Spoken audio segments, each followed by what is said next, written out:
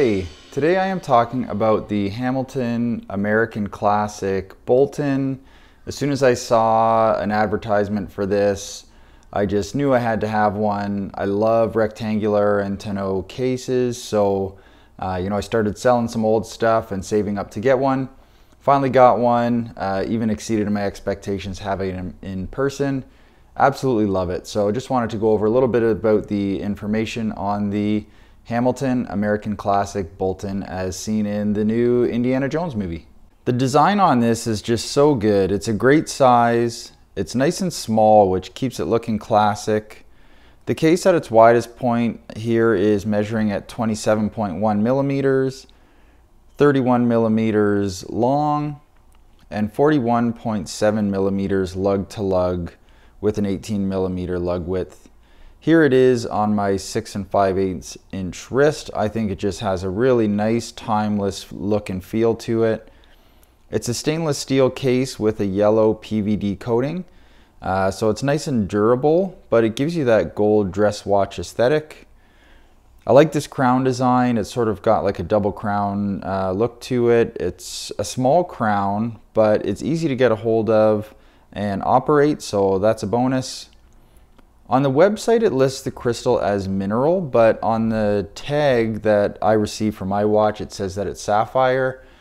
I don't know if this is something that they've changed with the watch, because I know a lot of the feedback has been around the value for, what you're getting for the price of the watch. And so I know feedback on paying $1,000 Canadian for a watch with a mineral crystal, people felt that that was really not an appropriate price, but or maybe it's just listed incorrectly on the website. But for what it's worth, the watch that I received here has a sapphire crystal, and it might be something you want to clarify before purchasing. The dial is really what sold me on this one. It's an off-white color, but the gold applied indices really stand out and I think help set it apart from being considered a tank homage. And it's really got that unique design that makes you feel like you're purchasing a Hamilton Boulton. You're not purchasing, a cheap alternative to a tank. So I think that was a really, not just a nice move in design, but I think a good idea to create something that's going to have more of a unique appeal and stand on its own two legs. The small seconds hand is another really great feature, and having that portion textured makes it stand out, but in an understated kind of way. At first glance, it's just a classic dial, but the closer up you get and the longer you look at it, the more there is to appreciate. The embossed calf leather strap is really nice. It looks great. It's a nice quality leather. The movement is a quartz movement, and from other videos I've watched, that seems to be the biggest issue that people have with this watch. It being $1,000 Canadian, and having a quartz movement in it, again, that value proposition I think is what's causing a problem for people. But in my opinion, this watch isn't being marketed or advertised as, a value package. It's being advertised as just a classic dress watch with its own design. And the price is either going to be worth it for you or not.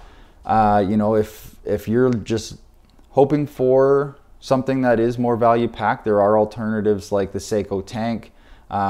I did a video on that if you want to check it out. That's one of the watches I actually sold because it felt like a cheaper watch. It didn't wear well on the wrist. It didn't fit comfortably. And it just felt like you were wearing something that was intended to be an homage, but at a much lower price point. Whereas this watch feels like something that's been intentionally designed. There's a nice curvature to the case. It fits comfortably. It looks great on wrist. So the fact that it's a quartz movement, I think you can actually look at some of the benefits of that as well. This isn't going to be a daily wear watch for me.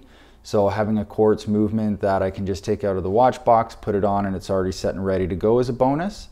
And I also think too, having a quartz movement in a dress watch where you can keep the case nice and slim, nice and small, also helps to create just that aesthetic of a nice classic small case diameter watch that is going to just have a timeless look and appeal to it. So it sort of, for me, falls in that category of, Goodyear well construction is great and it's awesome, and you know, in many ways you can say it's superior to other methods, but there are still going to be benefits to a Blake stitch. Like if I'm wearing a loafer, I want a lightweight flexible shoe and a Goodyear welt.